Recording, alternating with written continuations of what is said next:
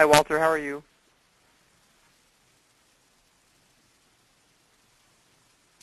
Hello.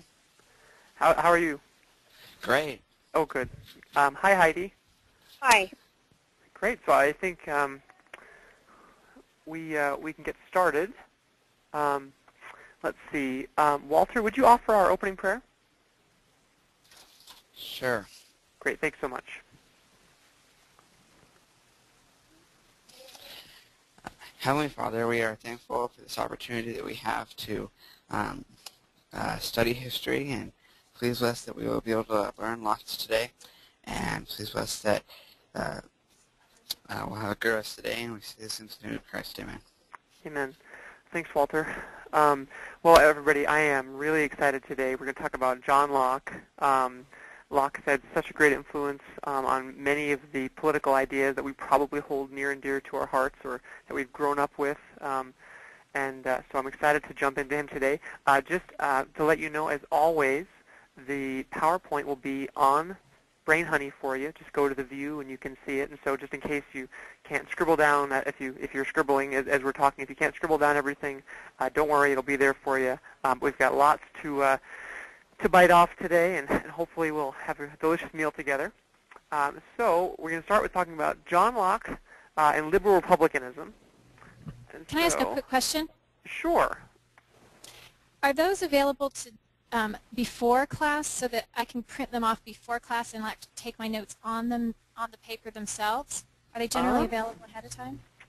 You know, sometimes they're available before class. Well, they're always available before class.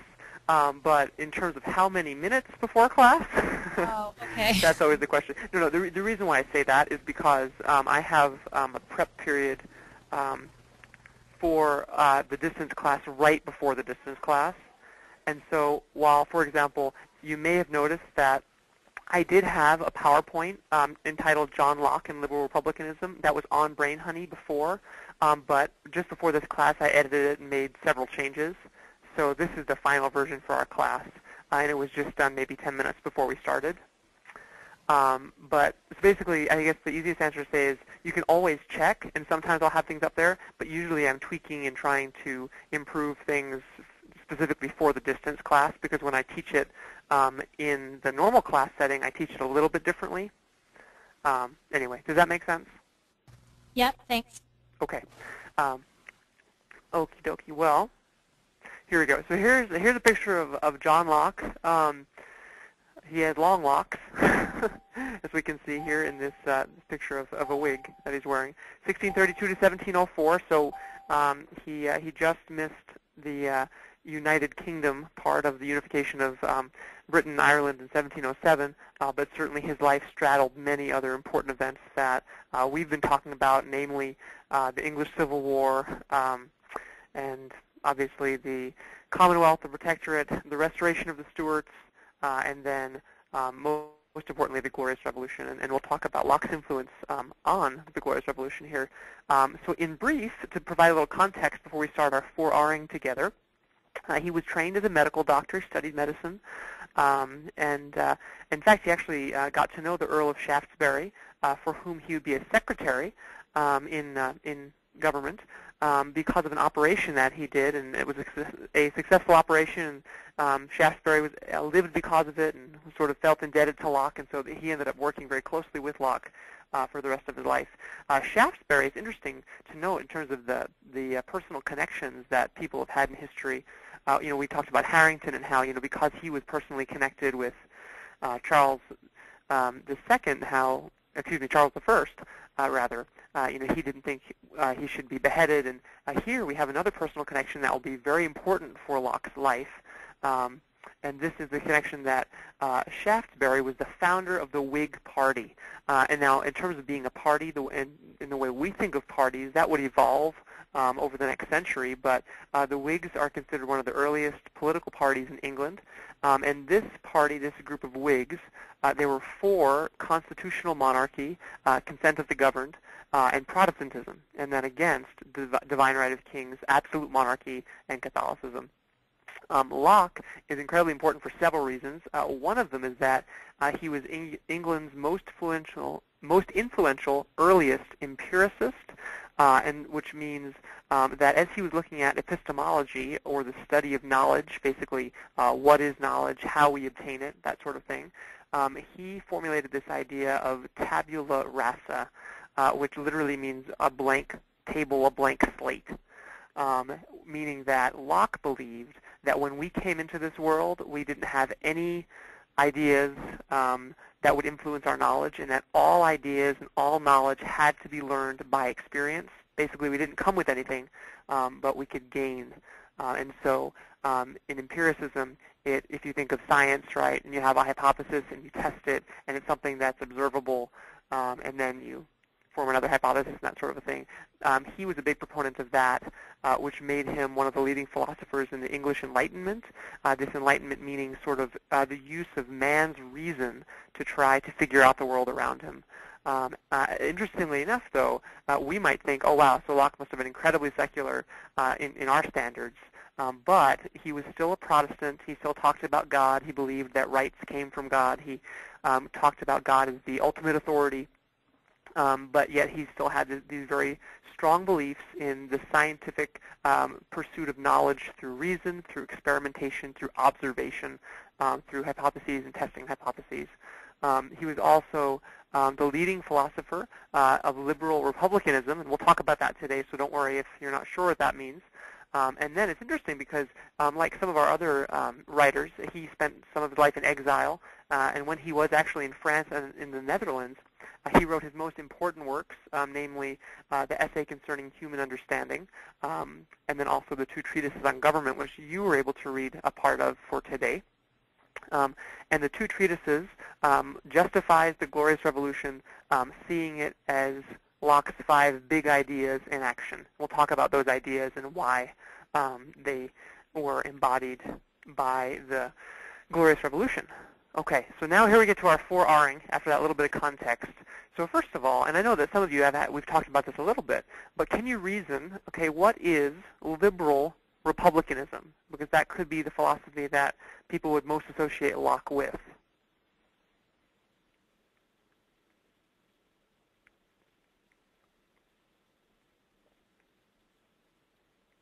And Walter, would you hazard a guess?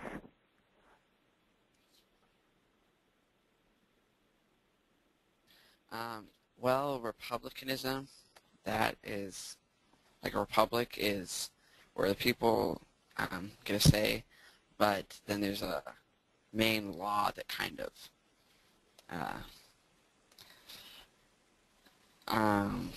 constrains or makes it so government can't get out of hand. Mm-hmm. And then liberalism, I don't really understand that so well. Okay, yeah, that's okay. You know, these are difficult terms, and actually what you said is a very accurate way of describing liberal republicanism. I loved how you said, you know, republic, going back to, you know, government of the people are sovereign, right? They can vote to express their sovereignty.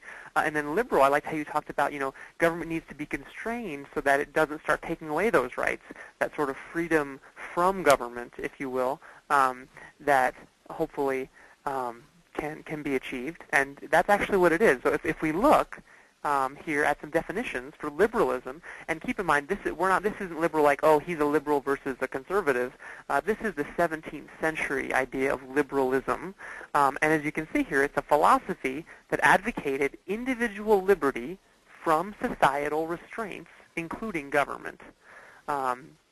Okay, and so if we look at then republicanism, just as you said, Walter, right, a philosophy that advocated government in which the people were sovereign, right? And so if you put those two together, sometimes, I mean, at least for me, I think, okay, so wait, you want freedom from government, and then you also want a government in which the people are sovereign. Now, how do you think both of those things can be achieved in this sort of philosophy? With limited government, or a Limited government that's only designed to protect rights. Okay. Yeah, I like that a lot. In fact, I have a quote here that goes right along with that. The term liberal is used here to designate personal freedom, the freedom of the individual against society. We take it to mean the freedom to go one's own way, think one's own thoughts, and live one's own life. Liberal republicanism offers the individual freedom from government. The two are rather different propositions, and yet they are connected by an important tie. What sort of government would respect the citizen enough to keep out of his personal affairs except a government in which the citizen himself was powerful? So there's a lot to think about in there, but I love that. What do you think? What do you think that the last couple lines mean? If we look here, what sort of government would respect the citizen enough to keep out of his personal affairs except a government in which the citizen himself was powerful? What do you think that means, or what does that look like in practice?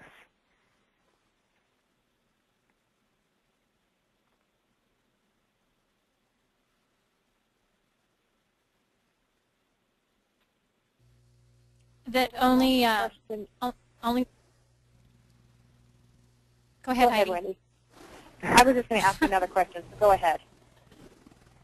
That only, that the people are so powerful that only they have the right to give the right to govern to anybody. That the right to govern comes from the people. They can choose to give it to somebody to exercise it on their behalf. But I guess the point here is that they're the only ones who would be careful enough with that power. Right. Yeah. Excellent. I like that definition or that explanation a lot. And Heidi, what were you going to say? Never mind. Okay. That's fine. I appreciate that explanation, Wendy. And as we move here, and I have tried to click. So if we bear with this computer here. Okay, there we go. Whew, okay. So let's compare and contrast this idea of liberal republicanism, right? With, sorry about the relate there, with government under Charles II. Okay, so how was government under Charles II different or similar to this liberal republicanism? What do you think Locke would say?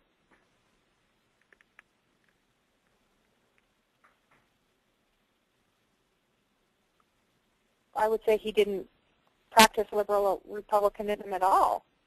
He just wanted to rule the people. He didn't believe in giving the individuals any say. Great. Yeah. What do you think, Walter? How would you contrast the two? Well, with liberal republicanism, people would have had been able to control the government, but Charles II did not allow any control over the government at all with the people. Only he was in charge. Great. And if we think about that, right, what were some of the rights that he was taking away? Remember, the liberal Republicans wanted to have freedom from government, meaning they wanted these natural rights protected as much as possible. They didn't want government taking them away. So what rights specifically did Charles II take away that made people so angry? It's only vaguely in my memory anymore, but I remember reading those diaries of Pepys and whoever, where they talked about anyone who was in a position of power that didn't agree with his way of thinking, he replaced them with somebody else. I don't know. I vaguely remember some things being in those diaries. Yeah, no, you are on the right track. So Pepys and Evelyn, right? They did talk about how people in power who were of a certain persuasion were taken out of power and replaced by people who were in favor with the king's persuasion. And do you remember what the issue was specifically?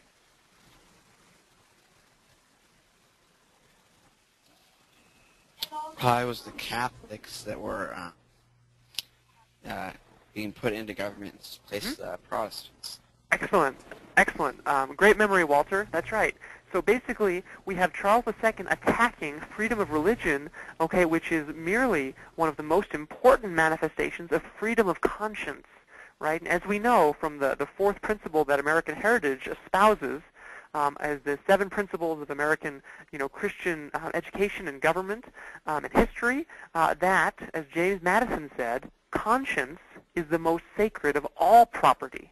And so this was being taken away, this ability to believe one's own way. Okay, well, definitely that's one thing that I think is very important. And as we look here, the 2 treatises of the government were written, right, to refute the Stuart king's claims. And of course, remember, these claims go all the way back to James I, right, when he started saying that English citizens owed kings absolute obedience because of the divine right of kings. Do what I say, not because you consent, but because I'm the king and I rule by God, and therefore my will is law. And so Locke was writing against this. He was also asserting that government is not about ruling the people, but about protecting them, about protecting their natural rights, as Wendy mentioned before. And so as we look here, what do you think? Because you've read 2 treatises, you've read at least the 1 page and maybe more. What do you think are some of the most important ideas put forth in Locke's 2 treatises? And if you want, you could even say why you think they're important. What are some of the basics, the fundamental philosophies that you think are the most important to his argument?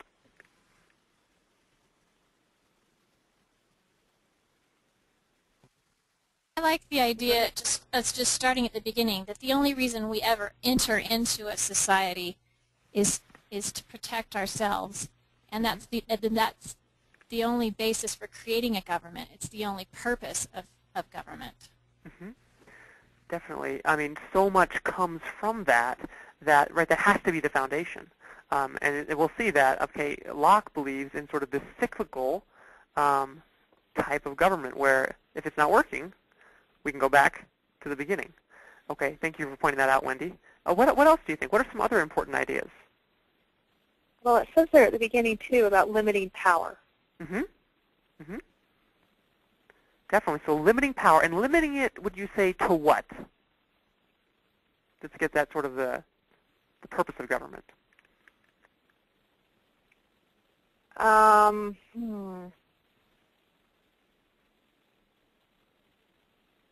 Well, I'm just reading here on the 3rd line.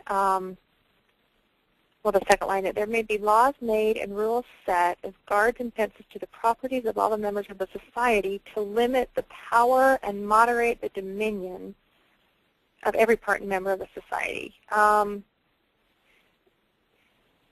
don't know. I mean, isn't it just talking about limiting the government's power itself so that the people can still make most of themselves? Yeah, no, it definitely is.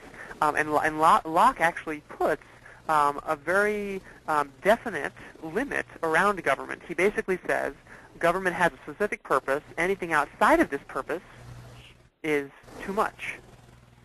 And I think Wendy might have mentioned it before in terms of the purpose of government. To protect life, liberty, and property. That's right. Yeah, excellent. That's right. To protect those things which Locke would call natural rights. That's the only purpose of government. If it does anything else, it's too much, too big. So excellent. What about Walter? What other principle did you see running throughout either page 39 or anything else you may have read from 2 treatises? So far we've talked about this sort of state of nature, as Locke would call it. We've talked about limited government, meaning government to protect natural rights. What else? Well, he talks about if the people or person in charge tries to take away the rights of the people don't have to obey him anymore. Mm-hmm. And they're independent, and they can make their own new government. Yeah, excellent, right? So there, I mean, you struck on a lot of things. That, number one, I mean, the people are in charge. The people are sovereign. Because the people are sovereign, they have that right to revolution, that right to alter and abolish, right? Definitely. And then that everything that we're talking about goes back to what Wendy was saying, which is, yeah, there is this, what Locke would call a social compact or a social contract, right, where, yeah, we create government and we tell it what we want it to do. And because we tell it, right, it has to have our consent. for legitimacy.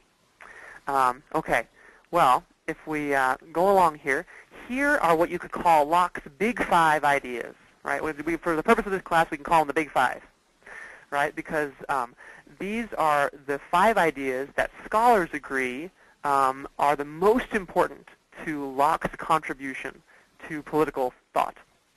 And so you hit on all of them in one way or another, right? So first of all, right, there's a state of nature, and we'll talk more about what each of these looks like as we go through the reasoning and the relating. So there's a state of nature, and then there's a social contract that's entered into, and society and government are invented, okay? And then that government is given the charge to protect natural rights.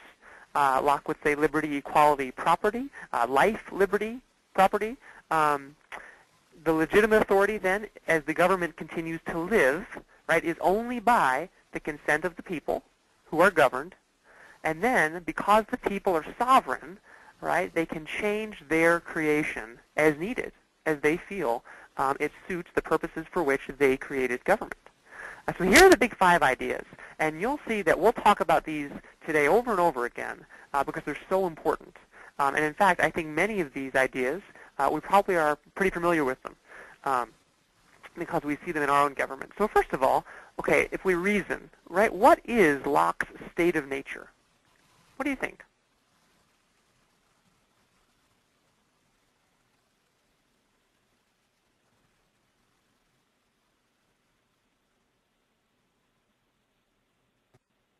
I'm kind of reminded of some stuff I've read by C.S. Lewis where he's refuting the idea that we've created the idea of God and good and evil, that it really is the state of nature, that everywhere we have a sense across the world, no matter what social structures you're living under, a sense of fairness and what's right and what's wrong.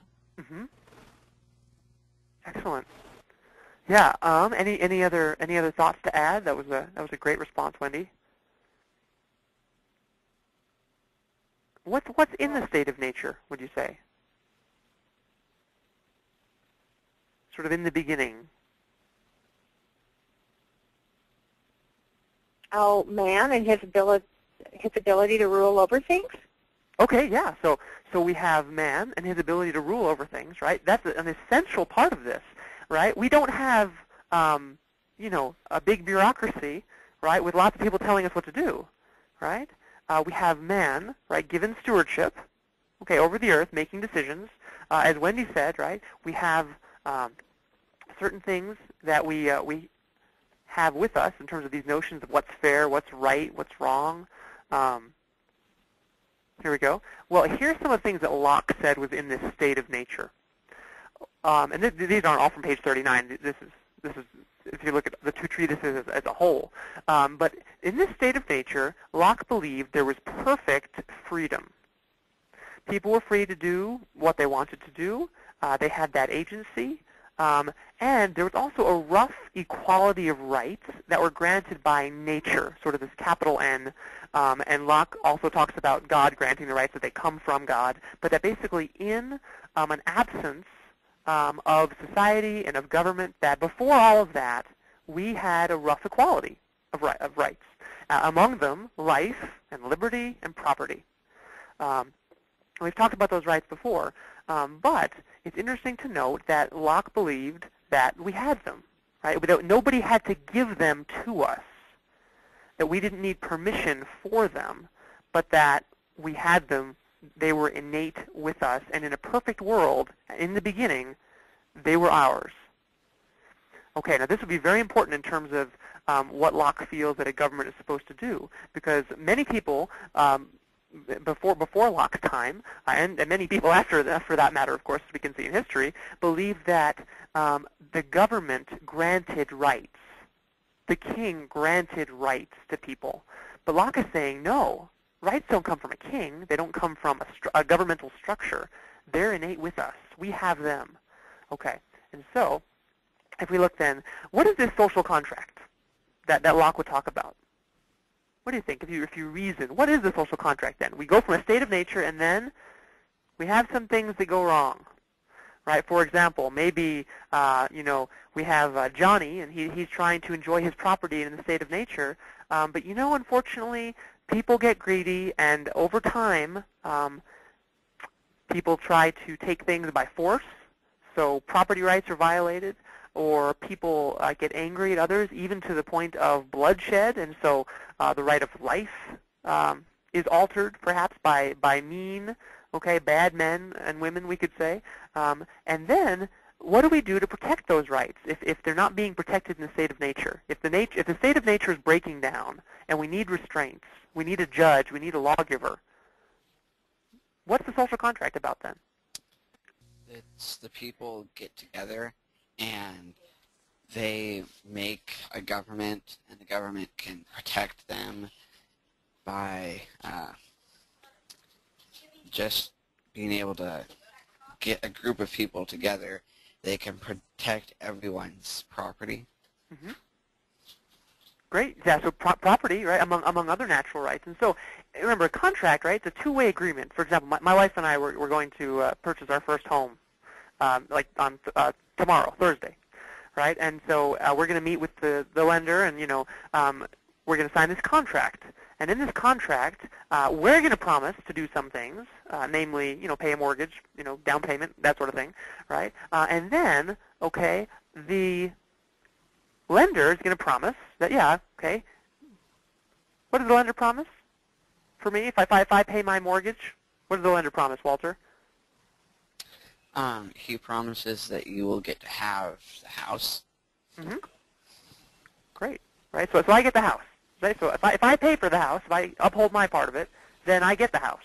Okay, that's the other part of it. And so if we think about it then, right, what are the two promises made then in this sort of a social contract? What do the people promise, and what does the government promise?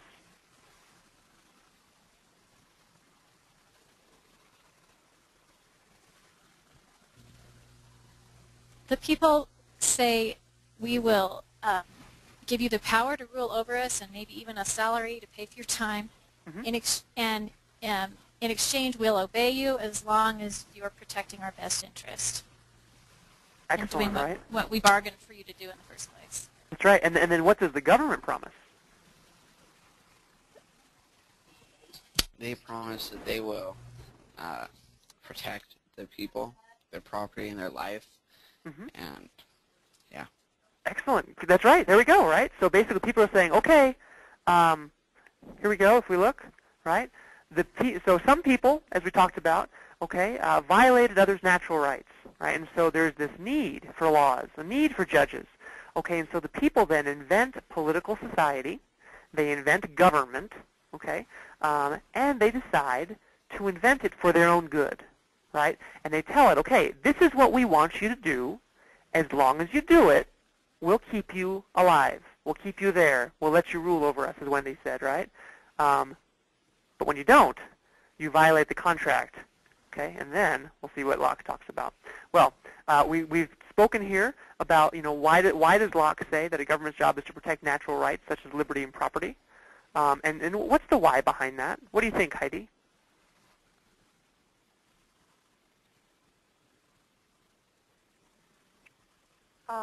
Okay, let me just read this again.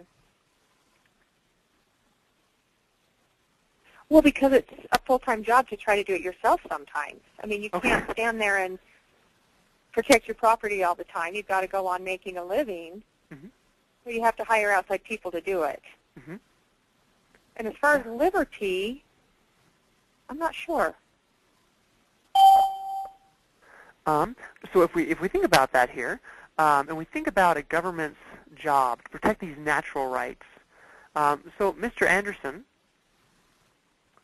I think he just got off. Oh, he left.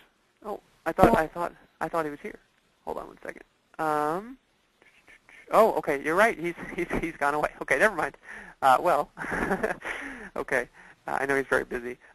So, okay, if we think about it, if the government isn't protecting liberty, and we've now sort of moved on from the perfect state of nature where things were equal and rights were able to be held, and we have these corrupt people, right, who through force and through will, right, are trying to take things away. Locke is saying that when you have people like that, you need laws and you need judges.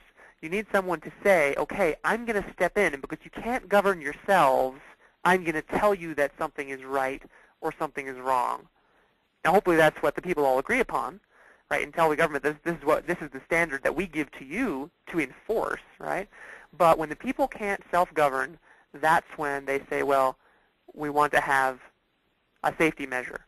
And so that's why, if somebody steals from me without government, obviously, I guess I could try to steal it back, but then who knows, maybe we'll get in a fist fight, or maybe there'll even be guns, and well, that could end in a very sad way. But if somebody steals from me and they're caught, they're enforced, right? We have the police force, we have the judge. We say, yeah, okay, whoever you are, you stole from Mr. Gentile, you need to give it back, and then here you have 3 years in jail or whatever to try to safeguard that liberty.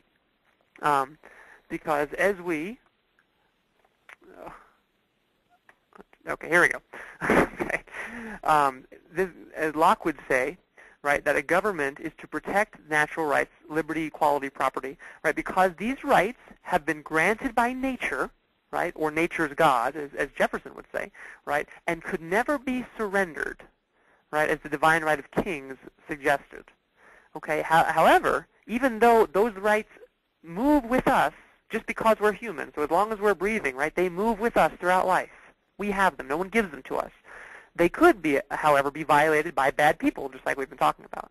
And so therefore, government's only job was to protect natural rights like liberty, equality, property, that sort of thing. Okay. And so the next one here, so consent of the governed, as we've talked about, right, legitimate authority is given by the consent of the governed. Because without the consent of the governed, then government literally doesn't have a leg to stand on in terms of its own existence, because it's the people's creation. And so government can't presume to have authority from any source other than the people, because the people gave them life, and the people can then also take it away. So the people had to have ultimate control of government by processes such as voting. And so this is, we talked a little bit about in this class, we have a direct democracy versus an indirect democracy. And so who can give me an example of a direct democracy? Like the Greeks? That would be a mobocracy. Okay, mobocracy? Yeah, according to Socrates and Plato and Aristotle. Okay, great. So we could definitely say that, right? If we look at the word democracy, I mean literally, okay, demos, the people, okay, and krasi is from kratos in Greek, meaning power.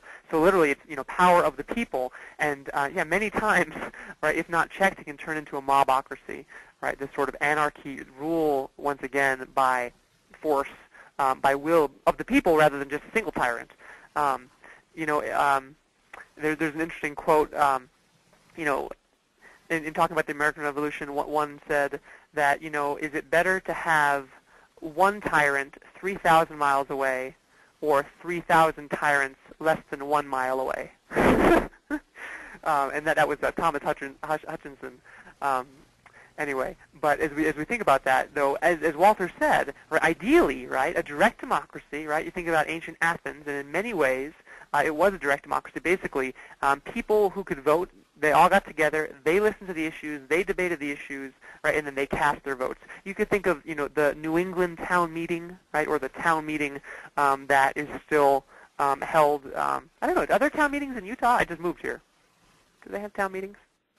Well, the best example in Utah would just be like when there's an initiative that actually appears on the ballot. That's a good example in Utah. Okay, thank you for that. I grew up in a very, very small town in New Hampshire, and because of that, I mean, I remember every year when my parents would go on it was a Saturday morning, and they would go to the elementary school gym. That was the biggest place to meet in the whole town, and everybody would go in the town, and all 2,000 of us Barnsteadians would go in there, and and the voters would listen to the issues, and people would debate back and forth, and new issues would be brought up, all by the people, right? And then they would vote, and they would directly vote and make the decisions without any representation. They would be the final step. And then in an indirect democracy, of course, right, we have representation. And so, yeah, I vote for who I think will carry out my designs of, good government, and hope they'll be a good person, but then, yeah, I'm not on Capitol Hill every day making decisions. I'm hoping that the person I've chosen to represent me will make the decisions that I would think are good ideas. So that's sort of that indirect democracy, which we're much more familiar with here. Okay. Well, if we think about, we've talked about this here. Walter brought it up. What does Locke say about the people's sovereignty in its manifestations? Well, just as he said, yeah, because the people are sovereign, they can change their creation. And so because of that, remember that sovereignty, it means the supreme, the highest power or control, and that it rests in the people. And that if government violates its part of the contract, the social contract, meaning if it doesn't do what the people create it to do, right, then the people have the duty, not just they should or it might be nice, right, but they have the duty to alter or abolish their creation, right, because it's stopped being what it was supposed to be. And so this is why we have Locke in exile. This is why we have Locke making such a big impact on the world. It's interesting that so many of these great minds we're talking about, they had such tough lives because of the age in which they lived. I mean, it makes me grateful for the freedoms that I still have, where ideas like this mean something, and where in my own history I can see, wow, I am a country born. I live in a country born of this very idea, that the people really are sovereign and that they can, change their creation as needed. Well, if we think about this then, right, how do Locke's big five ideas relate to what happened during the Glorious Revolution, and then how do Locke's big five ideas relate to what happened during the American Revolution?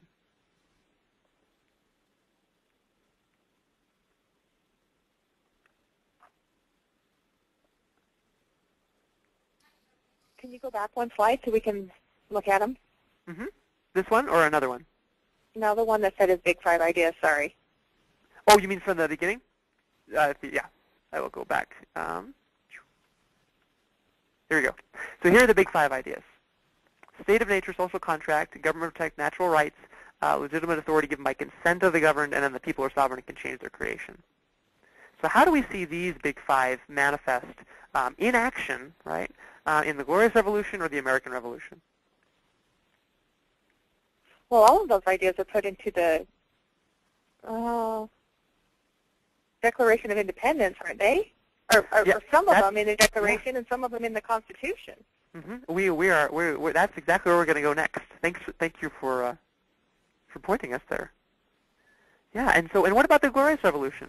How did we see these ideas in action? I think they used almost all of them except for probably freedom of religion. Mm-hmm, mm-hmm. But they, with William and Mary coming in and Parliament coming back into power, that was the way they changed their creation. Number five. Definitely, right? And remember, I mean, how exciting would this have been for you if you were Locke, right? And here you are, writing about these things, and then you actually see them come to pass. Wow, this works, right? Talk about, being inspired, being able to see that, yeah, this isn't just some idea or some ideal, but, yeah, it can work. The people really can be sovereign. We really can have government by the consent of the governed. We can really throw off the shackles of an absolute monarch. I mean, this is exciting stuff. And if we go, let's see here, and look. So here, if we look at the Glorious Revolution, right, think of it. It ended centuries of struggle between competing philosophies. Remember, the divine right of kings on the one hand versus consent of the governed. Finally, the consent of the governed won out. It began England's modern parliamentary democracy. Parliament, right, and by extension the people, as we've talked about, became sovereign instead of the king, right? And the king never again had absolute power. These are so important if you think of it, not just to the history of England, but to the history of the world. They would influence America, and as we see these seeds of freedom being planted, in other lands, England is an example of, look, this works. People can be sovereign. They can run their own. Go ahead. I just think how extraordinary this is, that it was all accomplished without bloodshed on top of all that. Mm-hmm. And more importantly, how come people who have been public school educated like Heidi and myself had never even heard of the Glorious Revolution until we took this course? Oh. It blows me away. Yeah, well, interesting because I went to a private high school, but a public elementary school, and I never heard of the Glorious Revolution either.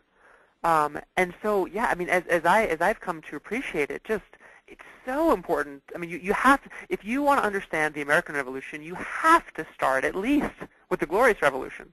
Anyway, and so, and because here, as we see, how thinkers like Locke and how events like the Glorious Revolution, right, gave a blueprint for the American Revolution, right? Let's look at the Declaration of Independence, because that's exactly what Heidi brought up, which is just so perfect, right? And here's just the first paragraph. We know it well here. When in the course of human events it becomes necessary for one people to dissolve the political bonds which have connected them with another, and to assume among the powers of the earth the separate and equal station to which the laws of nature and of nature's God entitle them, a decent respect to the opinions of mankind requires that they should declare the causes which impel them to the separation. And so, if we look at this here, if we relate, right, which of Locke's big 5 ideas do you see just in this paragraph? Well, the first one, the law of nature. Mm-hmm. And I was going to say there's The not fifth so much one, God. changing our creation. Yep, changing the creation. Excellent. People are sovereign.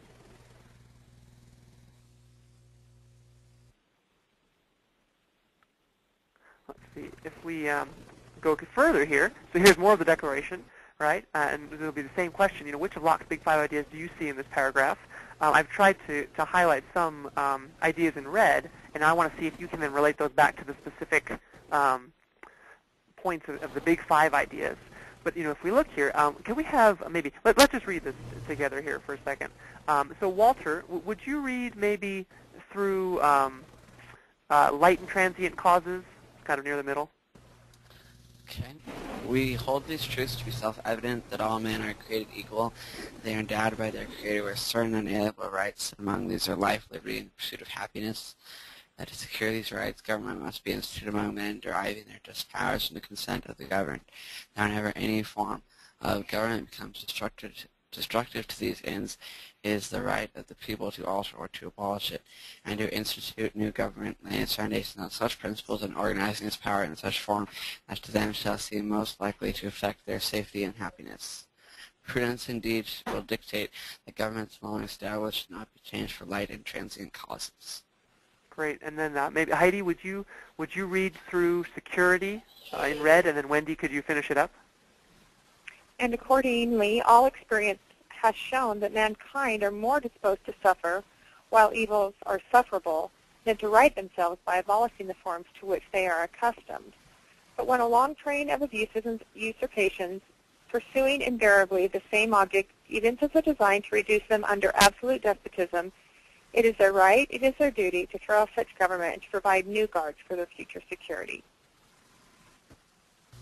Such has been the patient sufferance of these colonies, and such is now the necessity which constrains them to alter their former systems of government. The history of the present King of Great Britain is a history of repeated injuries and usurpations, all having in direct object the establishment of an absolute tyranny over these states. To prove this, let these facts be submitted to a candid world. Okay. Well, great. So there's so many of Locke's ideas in here. Which ones do you see and where? Whenever any form of government becomes destructive of these ends, it is the right of the people to alter or to abolish it. Yeah. And so that's, Locke says that, government should be changed if it is not doing the will of the people. Definitely. Thank you for that, Walter. What else do we see? We see state of nature, that we're endowed by our Creator with certain unalienable rights, and he lists them. We see the social contract, that to secure these rights, that's why governments are instituted. Mm-hmm. We see number 3, that government protects those natural rights, again in that line, that to secure these rights, that's why the governments are instituted. I even see, having read past the big 5 ideas, I guess I always just thought Thomas Jefferson came up with all this by himself, but now I see that he lifted almost word for word so much from Locke, because even says prudence will dictate the governments long established should not be changed for light and transient causes, because Locke goes on to discuss all the objections people might have to this idea that we can change government when it abuses us, and he says, I know you think that this is going to create rebellion every few years, but it doesn't. People end up suffering more.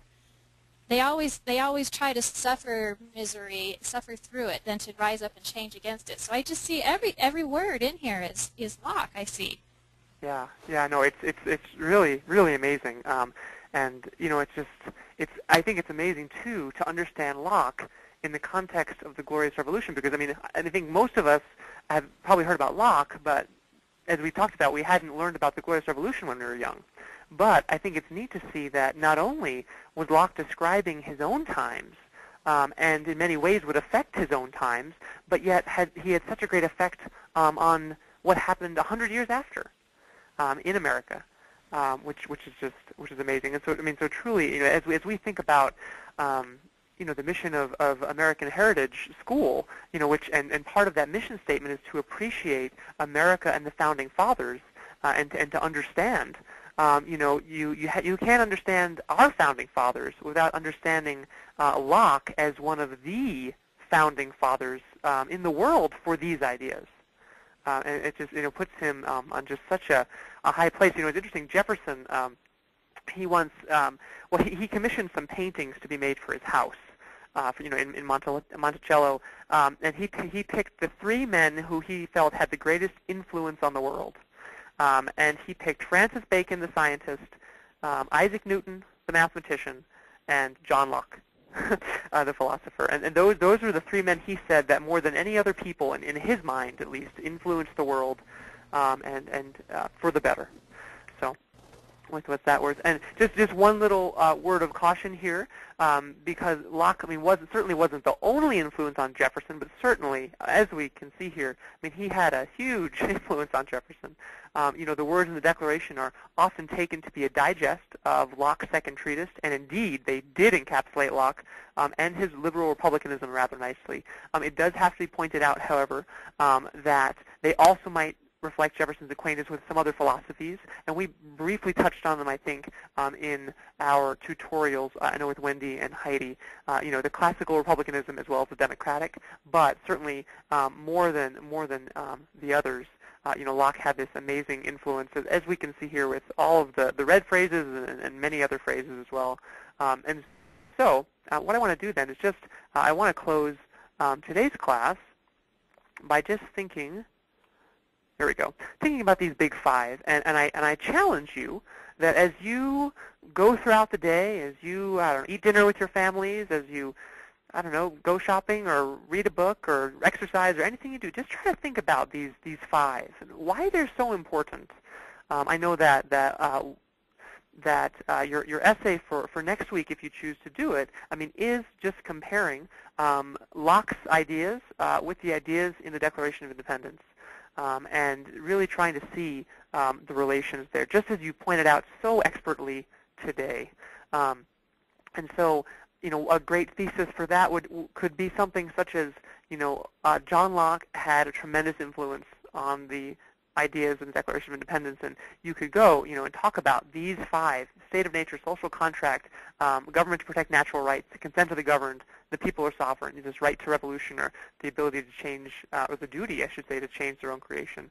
But think about them, and whether you write the essay or not, talk about them, at least with one other person, hopefully before our next class, because I think that they're so profound that they really, the more you think about them and talk about them, the more they can really seep into you and become part of us, because in so many ways they're in line with what we read about government in Doctrine and Covenants 134 and what we hear from prophets of God, both ancient and modern, about how to find the good society, right? How to govern when Christ isn't on the earth, and how to go about laying these righteous foundations of government, things that actually work.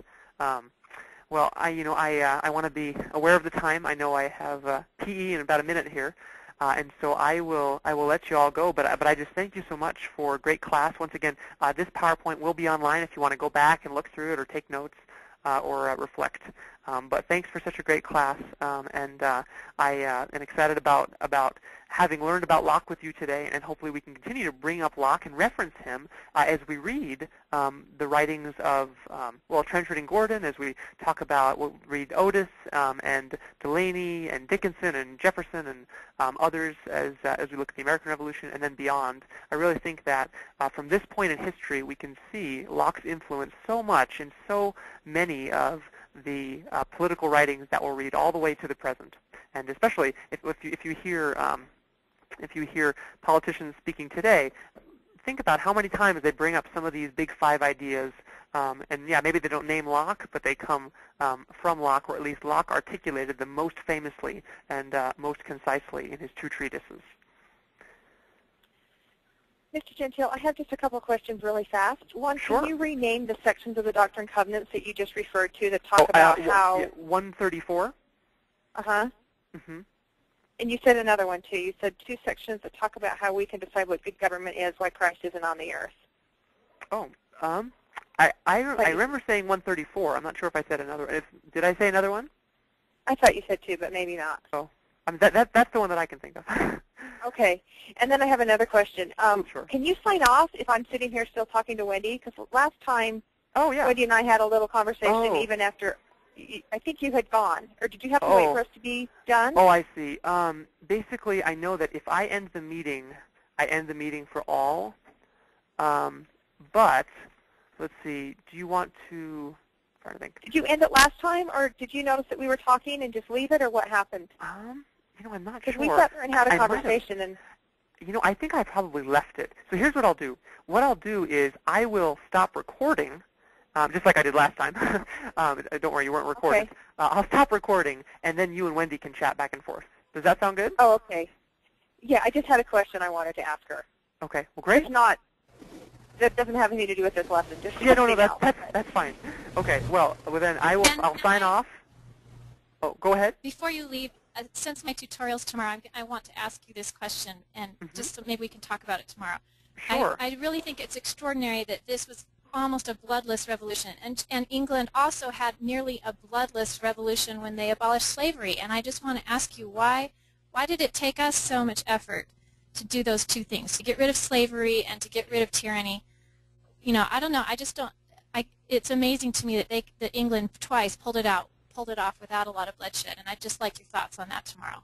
Okay, great. Well, I'll prepare for that then. Thanks. Thanks so much. Okay, well, have a great day, everybody. Okay, Thank you, bye. Mr. Gentile. Bye-bye. Bye. Okay, so Wendy,